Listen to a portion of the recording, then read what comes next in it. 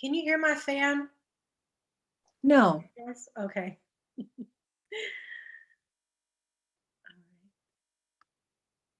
Okay. We are live on YouTube. And are you ready? I am ready. Okay. Let's get it going here.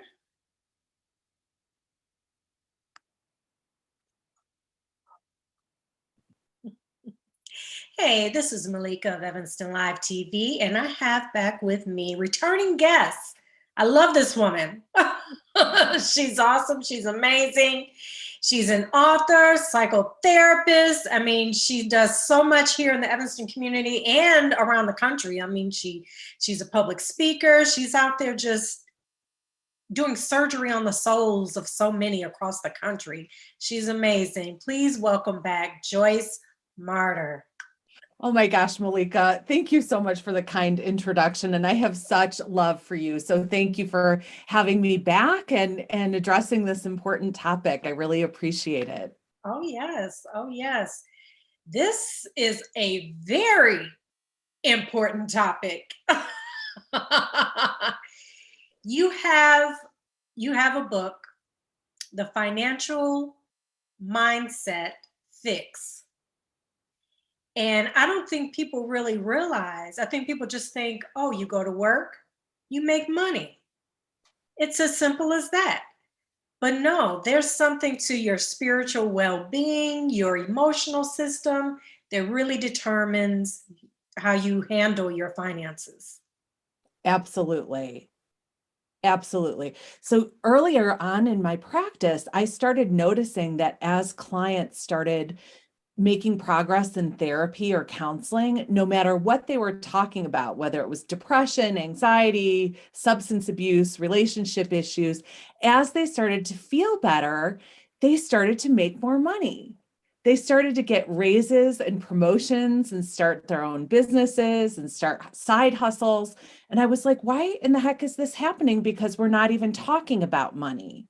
And I realized it was because we're always working on their underlying self-worth and self-esteem. And when we feel better about ourselves, we put ourselves out in the world with more confidence, more assertiveness. We negotiate, we expand our comfort zone, and we welcome a greater life. So I really noticed that, and my practice became very interested in the psychology of money. And you're right. So money really isn't rocket science when you think about it. When you think about having a budget, you want to earn more than you spend and try to save, but it's our psychology that makes it difficult. It is our deeper thoughts and our emotions and our self-sabotaging behaviors that impact our financial reality. So I love helping people use tools from psychology to welcome a life of greater abundance. So, Joyce, you just hit on so many points, and I was trying to keep track of them as you were bringing. I was like, "Oh, that's a good point. That's a good point." So, you brought up self-sabotage. So many people can relate to that, where oh my gosh, they come into either a windfall of money, or they just land their dream career. Their dreams are coming true, and all the money is starting to follow and funnel in, and then they lose it all. It's Yes. they self-sabotage. Like, Yes. what is that? Fine, you get everything that you want. It almost makes you afraid to get everything you want for some people. Right. I really believe that it has to do with your feelings of deservingness. And if you don't really feel deserving on a deeper level, you push the money away. So in my book, I talk about ego, and we all have egos as part of the human condition. And our egos is our mind's understanding of who we are. And so sometimes our egos tell us that we're our job titles or our bank accounts or our debt, when actually it's our essence, our soul, our deeper self that is innately worthy of prosperity. And so there are two sides of ego. I think a lot of times we think of ego as when people are feeling kind of arrogant or grandiose. And I refer to that side of ego as being a diva. And I know, divas used in different ways, but I think that, divas can be kind of entitled and can overspend. So financially, like it's when it goes to your head and you think, I can live beyond my means kind of thing. And then on the other side is feeling inadequate, and that's being a doormat. And many of us, I think, especially women, are socialized to have doormat behaviors where we allow our boundaries financially to be compromised and we don't advocate for ourselves in the way that we should. So I'm saying that healthy self-esteem is that middle ground where you're respectful of yourself and others.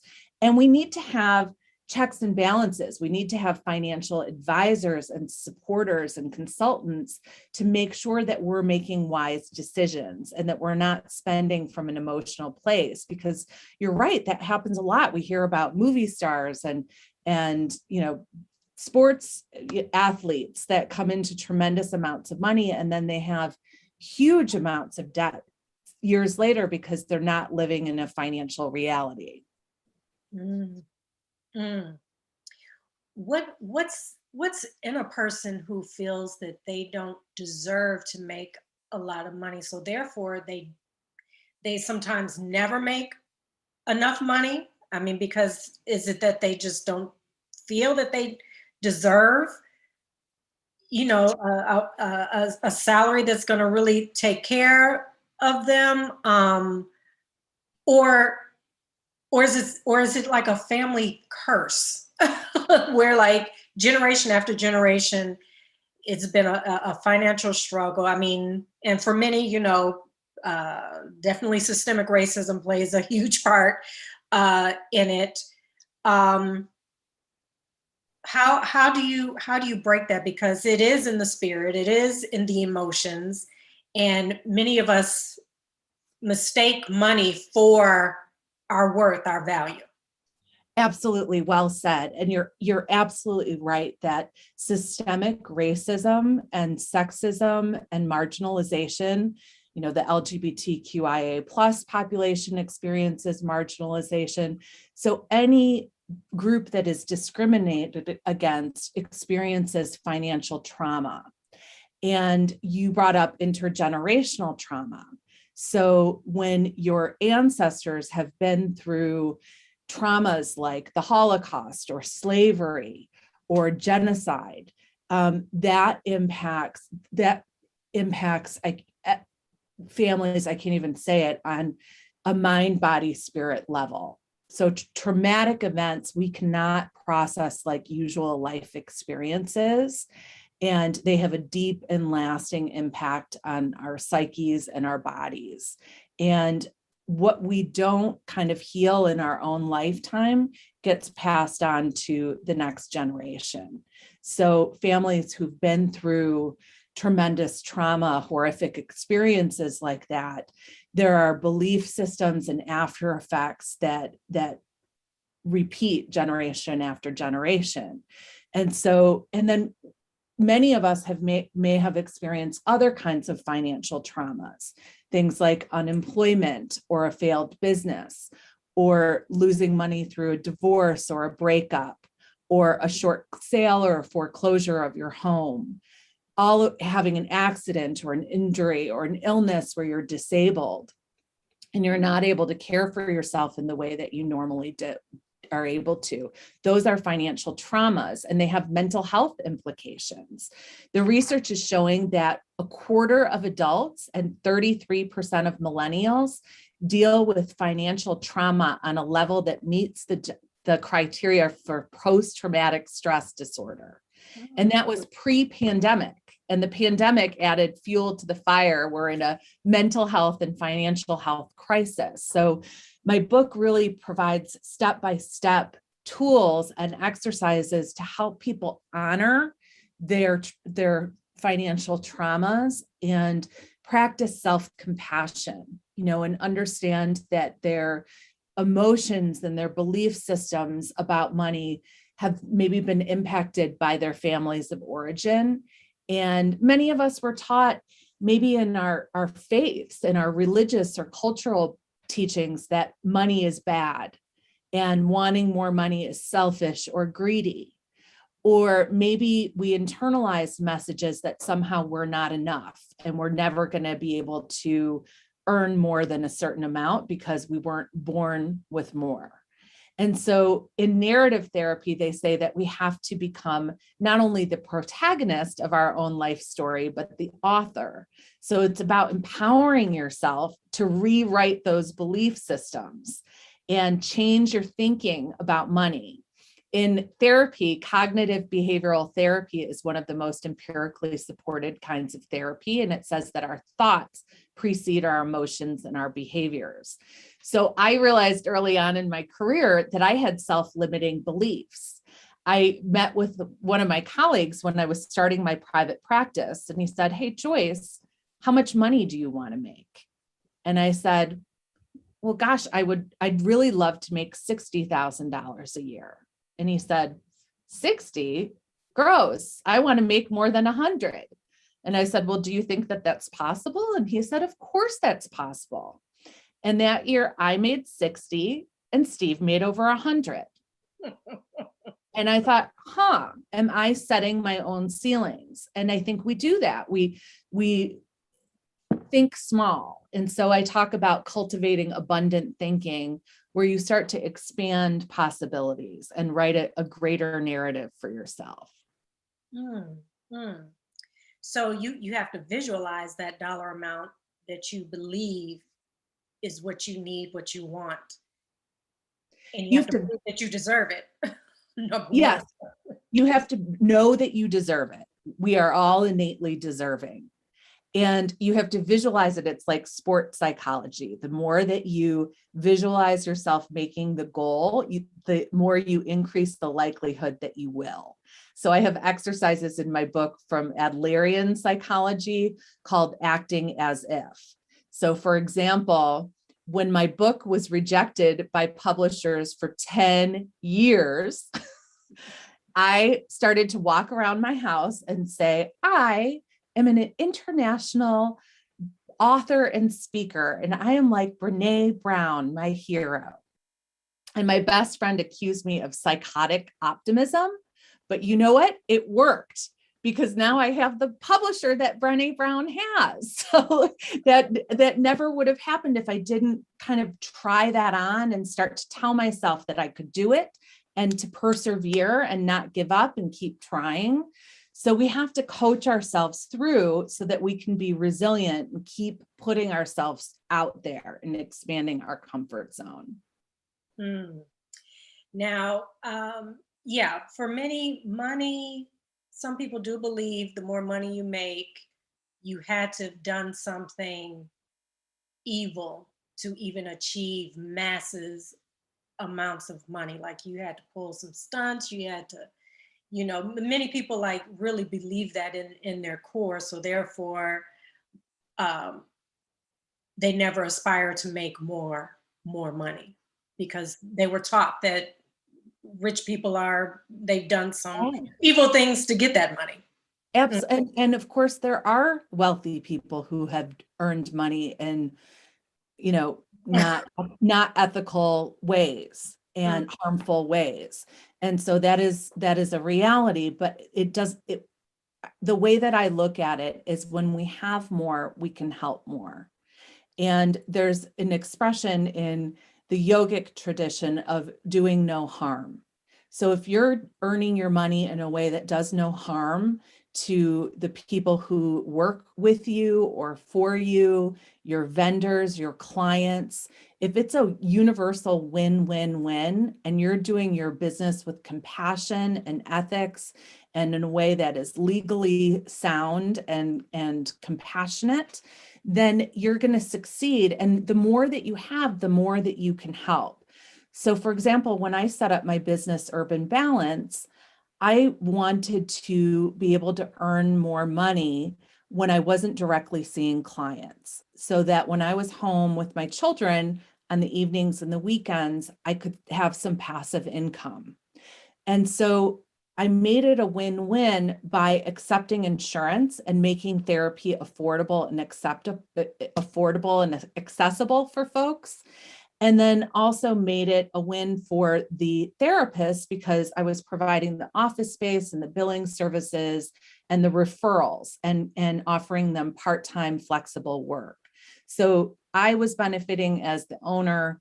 My staff was benefiting from their jobs, which many of them loved and stayed for years and are still working for Urban Balance. And then the clients benefited because they got great therapy in a way that they could afford. So people can cultivate wealth by doing business in an ethical and compassionate way. I started my business with $500 and $50,000 of student loans. I put a $50,000 loan on my house. I had horrible, crippling financial anxiety. I had insomnia and panic attacks during 2008, during the last housing market crash and during the recession. And it was then that I learned to practice the tools that I use in my counseling to help change my financial life. And 3 years ago, I was able to sell Urban Balance for more money than I thought I would make in an entire lifetime. So it works. I want to share with people what I've learned from my clients, my amazing, wise clients, and from my own entrepreneurial journey so that people can welcome a life of mental wellness and work-life balance, supported relationships, and financial prosperity. Mm-hmm. Now, you and I, we've had some deep conversations over the past couple years, and you had brought something to my attention, and I'm known for this. Whatever I have, I give. Whether I can afford to give or not, if I feel someone is in need, I just give, because I truly believe like God will take care of me. I'll be all right. But this person needs this right now. So you knew of a particular employer. I won't say who it was. He was he was more a client. I was a contractor for him. He was a narcissist. He was just, I saw good in him, but he was brutal to a lot of people who were there to support him. And I so just really felt like he needed someone like you. He needed Joyce Marter to come and talk to him and help him with his office, his staff, so he could see his ways. And he was very successful, very, very successful. But I felt he could be so much more if he just had some compassion and was dealing with whatever demons were inside of him. And so I was going to pay for you to come and help him and all his staff. And you were like, you absolutely will not. Yes. No, you will not. No, if he wants this service, he should pay for it. And you had me thinking like, I have been this way all my life and it has been to my detriment. It really has. It really has. So you were the first person to stop me and say, I will not accept the money. No, he's going to pay for it, not you. I'm so glad that you brought that up, Malika. And we all learn our roles in relationships from our families of origin, and you always see the good in people and you have a compassionate heart and you want to help and be of service. And you do so much mission-led work in your career and you're an advocate and you help people, and that's who you are and how you are. And that there's so much about that that's beautiful and amazing. But we also need to be aware of our financial boundaries. And sometimes when we're caretakers or we're compassionate or empathic, we tend to take responsibility for others, including financially. So, and that can lead to poor financial boundaries. So in relationships, sometimes people have loved ones that they might be enabling financially. So right now, a lot of people have grown kids that have moved home and maybe they're supporting them because they're unemployed or things like that. And then they're not able to retire because they're supporting their grown children. So we need to learn how to set healthy financial boundaries in our relationships. And that doesn't mean that we don't care or that we're not being of service. We just want to be of service to people in a way that is not harmful to ourselves. And I love that you talk about your faith. And I do believe in the spirituality of money, and that, when we align our gifts with a need in the world, that there's spirituality to business in that way and leadership in that way. And I believe that when we do work for the greater good, there is a financial reward. And so knowing that that's possible and available to you. I'm also in a profession as a therapist. My first day of graduate school, the professor said, well, you certainly didn't come into this field for the money. And I thought, uh-oh, I just signed a lot of student loans. So how the heck am I going to pay them back? And the starting salary for a therapist in 1996 was $18,000 a year. So I was pretty concerned about how I was going to support myself. And so we can be mission driven and also value ourselves and earn money. And I found when I was earning more money, I was able to then offer more pro bono counseling and sliding fee counseling and have student interns who could provide free services and be of greater help in the world. Mm, mm. Yeah, that's it. From that incident, that situation, I have learned to draw the boundaries. I've learned to draw the boundaries, and it is hard. So how we really feel about money and ourselves, our own self, it is ingrained. You'd be surprised. And I think if more people spoke about how they dealt their money, like so many would be embarrassed, like, yeah, I have no boundaries. I have no boundaries. Or some people, the boundaries are so thick, like they don't help anybody. They just hoard the money. What about those people? Right. So I'm Mine glad. are hoarders. Like I'm not giving a dime to nobody. Yes, there's a happy balance for sure. I always say that love is the real currency of life, and that is how we exchange energy in the world, and that's the real value. But people who hoard have a scarcity mindset. And the pandemic fueled a scarcity mindset for people. Think about the toilet paper incident. So there's the scarcity mindset is that we have to compete for resources because there's not enough for everyone. And so we focus on lack and we get competitive and hoard it because we don't trust that it's going to become available in the future. And it was that scarcity mindset. We actually caused that problem because people were bringing, 40 rolls of toilet paper to their homes, and then the stores didn't have enough for everybody. So an abundance mindset, on the other hand, is where you believe that there are enough resources for everybody. And you focus on collaboration and you look at possibilities rather than, like in my practice, I hear a lot of times people say, that's not possible. That's never going to happen for me. That's not going to work. And that becomes self-fulfilling prophecy. And so we need to, again, rewrite that script, flip that script and that narrative so that we can cultivate a more abundant life. Interesting. Interesting. So there's so much going through my mind right now.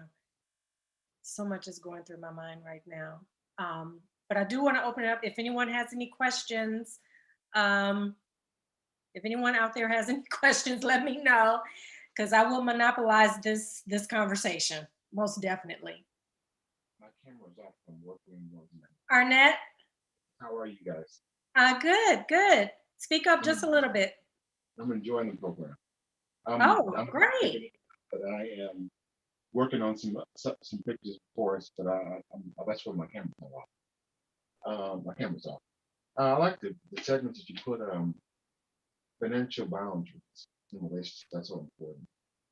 But how you value yourself, how you value money. Not doing that just from just talking. If you don't really value yourself, you're not gonna value your money. But that ties into that as well. She's some spiritual principles uh, with the gifting and all that stuff. I'm enjoying it. I'm linking it to scripture, so I am going to, this is good so far. I'll just chime out. I won't take up too much time, but I'm enjoying it. Oh, thank you. Thank you. Thank you, Arnett. And yeah, with the setting healthy financial boundaries, I was talking before about healthy self-esteem being midway between diva and doormat, and guys can be divas too. So it's all of us can do that. And the divas are not respectful of other people's financial boundaries. So that's like, the people that you were describing that maybe are employers that are not good to their workers or things like that.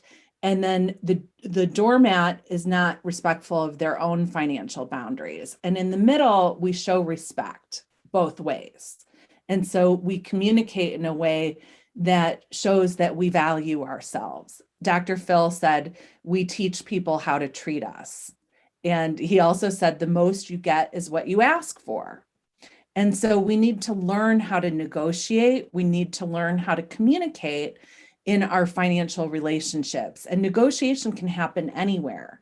So, I think that, for example, even just going to a store and saying to the salesperson, is that the best you can do for me? I started working on that, and I gave it, baby steps, just trying to develop this muscle. And I said that when buying some patio furniture, I said, is there anything else that you can do for me? And the manager threw in free shipping and $500 covers that I was going to buy anyway. So that saved me an enormous amount of money. And all it took was asking. I had another situation where I was invited to do my first out-of-state speaking engagement, and I really didn't know what to charge. And so I asked my friend Ross, who is a renowned speaker and author, and he's farther along than I am. And I said, Ross, what do you charge for out-of-state speaking? And he gave me his rate, and I was really uncomfortable with it. I was like, whoa, that's a lot more than I've ever charged, certainly. But I borrowed Ross's self-esteem, and I told the company that amount, and they said, great, no problem. Where do we send the check? And I called Ross back and I said, oh my gosh, I can't believe it. I can't believe I'm making that amount for a 45-minute keynote. And he said, a 45-minute keynote? I gave you my full day rate.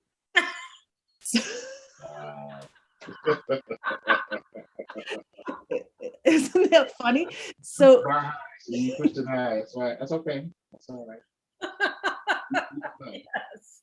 That's an important lesson, right? We have to ask for more. Yes, yes. Oh, that's a great story. You won't know unless you ask, right? You won't It's true. And by asking for more, then there's times where, say, a not-for-profit asks me to speak, and I'm able to do it for free because my bills are covered from the people who can afford it. So, it works out, it balances out. So I believe that when you have the income coming in, then you can do the work that maybe your heart and soul wants you to do. Mm-hmm. Mm-hmm. About some, this last one I'm gonna be busy for a few months, but just like the NFL players, they don't problem how much they make. You shouldn't, because when they're finished, they're done. Physically, once your time is done, it's done. So you shouldn't be embarrassed by how much you charge. Right, that's true. And part of what I talk about in my book is cultivating both mental resilience and financial resilience. And as a country, most of us don't have financial resilience. We don't have, I think something like 70% of people don't even have $1,000 cash available to them in the event of an emergency. And most people haven't saved properly for retirement. And so money is a resource to take care of ourselves. When I first was working on my money problems, I talk to my therapist about my relationship with money. And she said, well, Joyce, what does money mean to you? What do you think of when I say the word money? And I said, oh, I think of stress. And she said, well, no wonder you make it go away. So, so I had to shift my belief system. So then I thought, okay, money is a resource to take care of myself and my loved ones and be of service to the world around me.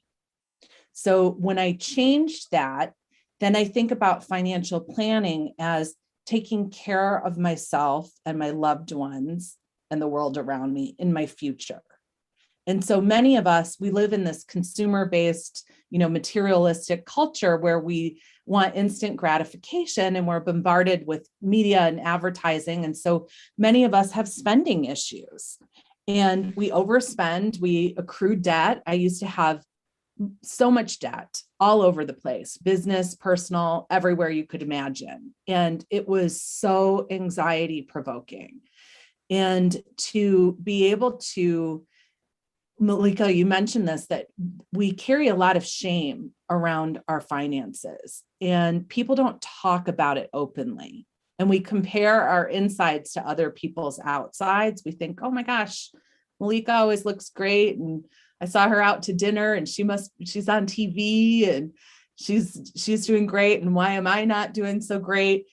When, we all have our stuff and it's just like mental health. We imagine that we're the only one dealing with depression or anxiety or stress or relationship problems when I believe we all do at different points in our lives. So if we can be transparent and open and ask for help and support and talk about our financial struggles and become financially literate by empowering ourselves to get education, to attend workshops, to listen to podcasts, read articles. I just wrote an article for Money Geek, which has a lot of really cool articles that you can learn more about financial health and how to improve it. So by doing all of that, you're planning for your future and working on letting go of that shame and stigma and taking care of your financial health. Mm, mm. Oh, Joyce, it is always, I love talking to you. I love talking to you. I always learn something new. And this really hits home because after COVID, I think everybody was impacted Oh, yes.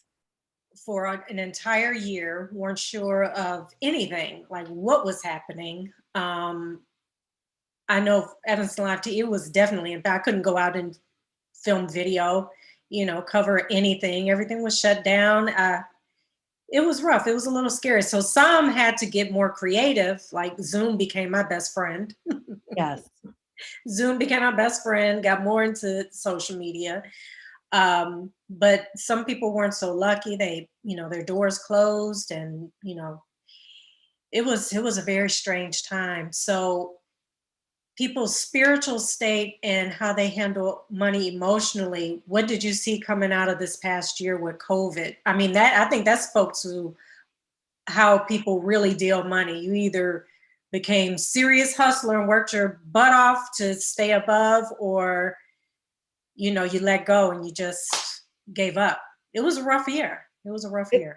Very rough year, very traumatic for many people and enormously stressful emotionally and financially. And there's huge connection between mental health and financial health. When we have financial stress and financial problems, that can cause depression and anxiety and trauma symptoms. And when our mental health isn't good, then it can be hard to do the things that we need to do to make more money and take care of our financial health. So they're really interrelated. And you're absolutely right. We've been living through a mental health and financial health crisis. So I have been speaking for companies and organizations around the country with even employees around the globe. And people are experiencing tremendous financial anxiety. And so I think just, some of the things that you want to do are to know that you're not alone.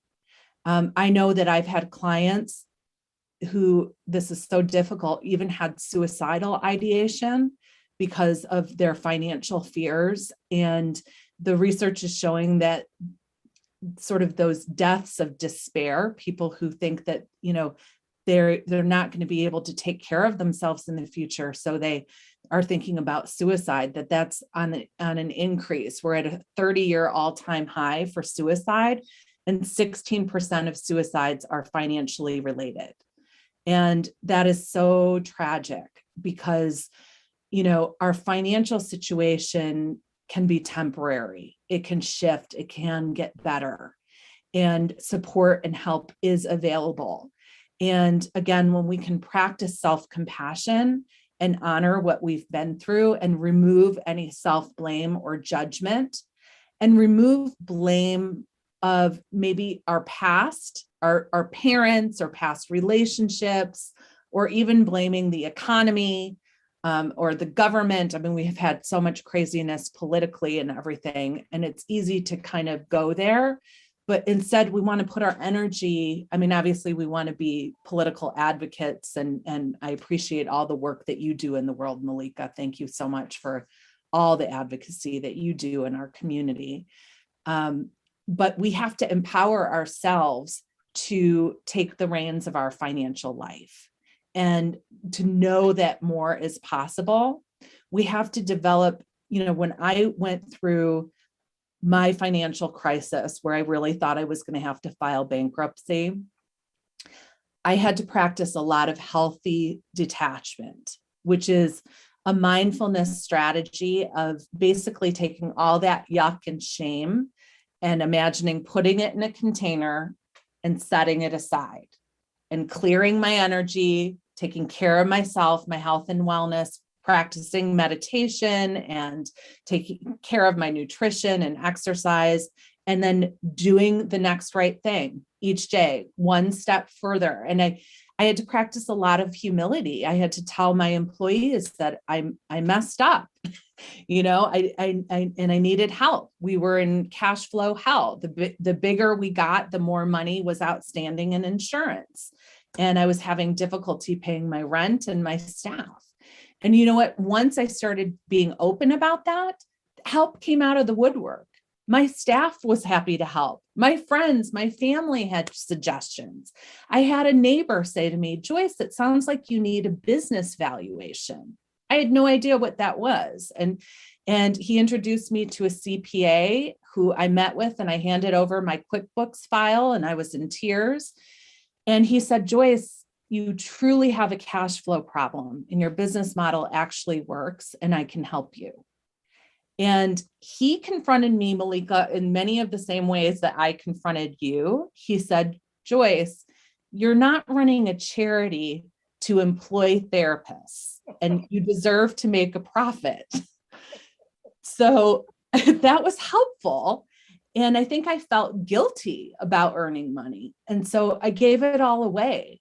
I took care of my kids. I took care of my family. I took care of my employees, and I accrued a lot of debt in the process. And so I had to shift to caring about myself. And I always say that I refer to my relationship with my old financial self. If she were a person, her name would have been Penny.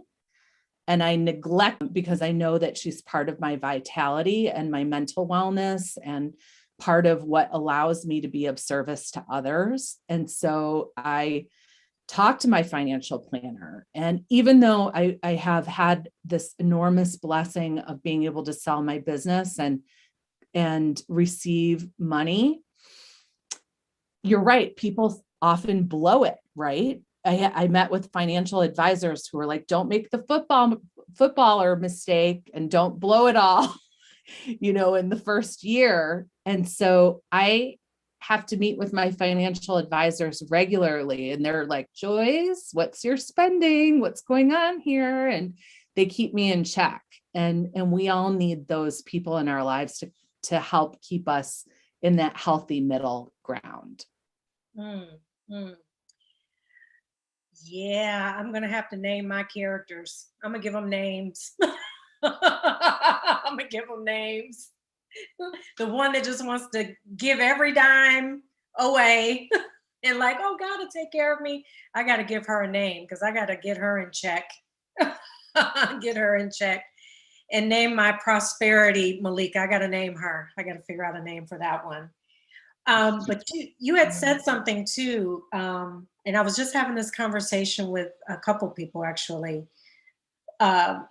When you see those rich men at the thought of the IRS or someone coming and just taking everything that they've made, taking all their assets, all their money, and they would rather die, jump off a cliff, a bridge. They would rather die than be broke. What explain that to, because if I was to win the lottery tomorrow, millions of dollars, and I lost it, I would be pissed. Yeah, I would be upset at myself, but I knew I would be okay because I've, make it above water. I'm still good. I still have joy in my heart. I'm happy. So what about those people, just the thought of not having any money, they would rather just be 6 feet under? Like, what is that? That is identification with ego. So that is when you are placing your worth on your money, and that's your value in the world. And that is, you're right, it can be taken away at any moment for any of us. And so we cannot place our worth on what we have. Our worth is internal, and you have a deep spiritual foundation, is my sense. And so you having that, that's, instead of ego, which is our mind's identity of ourselves, there's our soul's identity, which is our essence, our spirit. And when you identify with your soul and your spirit and your heart, money doesn't really matter. But it's when you're identifying with all of that and thinking that's your value. Our money is how we are, it's not who we are. And so we need to define our worth by who we are on a deeper level, about our character and how we treat others. And so there's another thought that I had about that, and I'm kind of forgetting what it was, but I would say that that's about ego.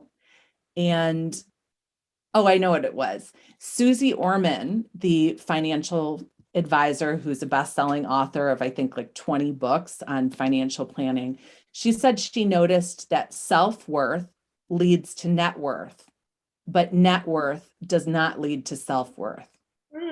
So people who have a lot of money aren't necessarily happy, and they don't necessarily feel good about themselves. But when you do that inner work, and for me, that's, a psycho-spiritual process of being in therapy, working on your spiritual self, having a community that you are growing and learning and developing as a human being, that then you're going to start putting yourself out in the world in a different way that's going to welcome more money and more opportunities, as long as you're not pushing it away. So that part of you that's always wanting to give away it's a beautiful intention, but if you give everything away, you can't take care of yourself. It's like the oxygen mask analogy. We really have to take care of ourselves first before assisting others, or we're going to be exhausted and depleted. And the world needs you, Malika. You do incredible service. So everyone needs you to be healthy and well, and financially prosperous. So, we each have to do that work. That's interesting. So it's two different beasts. So you have the ego they rather die if they lose all their money. And then you have those who just give away every dime and they're like, well, I'll be fine. But really, no, you need money. So you do need money. It is almost like oxygen. So it's like two different animals, extreme. Yes. And so finding that balance where we have a nice, healthy flow of spending and saving. Money is a resource. It's meant to be spent, and spending is healthy for the economy. It's, we can have experiences and enjoy events and take care of loved ones. So we don't need to hoard it.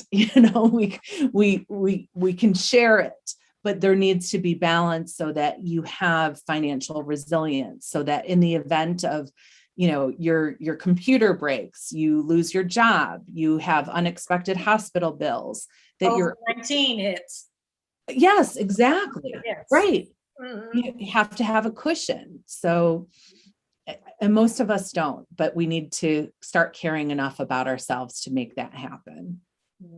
So it comes down to caring about yourself and definitely having your ego in check. And your self-worth is not determined by your assets, your money. Money is to be used and to just take care of yourself. And that's it. Yeah. So my book, each chapter is a different mindset that I've identified through seeing literally thousands of clients at this point, over 25 years. It's a lot of data. And I've worked with clients from all walks of life. And I've seen these 12 mindsets lead to holistic success. So they include some of the things that we talked about today, having an abundance mindset, about practicing healthy detachment, cultivating resilience, having compassion and kindness and empathy in the way that you conduct yourself in the world, accessing support. We're interdependent as human beings. So we need to not only give support, but we need to receive support. And then I talk a lot about presence, which is kind of a concept from mindfulness, about being conscious and being aware in the present moment and applying mindfulness to finance. So, and there's another chapter on self-love and how to cultivate really taking much better care of yourself. We have to learn how to not be our worst critic, but to be our own good parent. And your good parent would want you to have savings and take good care of yourself. And you want to be your own best friend and your own compassionate advocate. So my book really teaches how to do that. Mm. Thank you so much, Joyce. And please let everyone know where they can get your book. I know you can get it on Amazon, but let them know where they can get more information. And I'll be sure to put it in the description as well. Thank you so much, Malika. If you go to financialmindsetfix.com, that's a page of my website that has links to Amazon and indie books and other online retailers. And it is available for pre-order. It'll be out in bookstores on July 27th. I'm super excited. It's going to be published in Spain and Korea too. So how cool is that? And I did an audio book. So if you prefer that, that's coming out a month later. Yes, yes. I'm an audio person, so I will get the audio. So, but I feel like I've been getting, tips from you for the past couple of years. I love it. Yeah, you were like, you need boundaries, Malika, boundaries.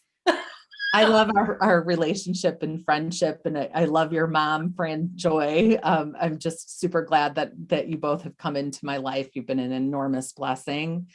And I believe in a spiritual web of people and that we met each other for a reason. And I hope that together we can help more people. And if anyone wants to reach out to me, again, my name's Joyce Marter, Marter, and my website is joycemarter.com. Happy to answer any questions or be of service any way I can. All right. Well, thank you so much, Joyce. Thank you. Thank you. And we have to have you back and like do a book discussion. Wouldn't it be fun? A little book club? Yes, yes, we should do that. We should do that because I think so many people need this conversation. And like you said, there's a lot of shame around money, and some people don't want to talk about, what's going on, their situation. But if you don't ask, you need that support, someone to give you that information to help you get through it. So yeah, we gotta have a book club conversation about it when it comes out, maybe in August. I know you'll probably be on a tour, but yeah, whenever you can come back, that would be great.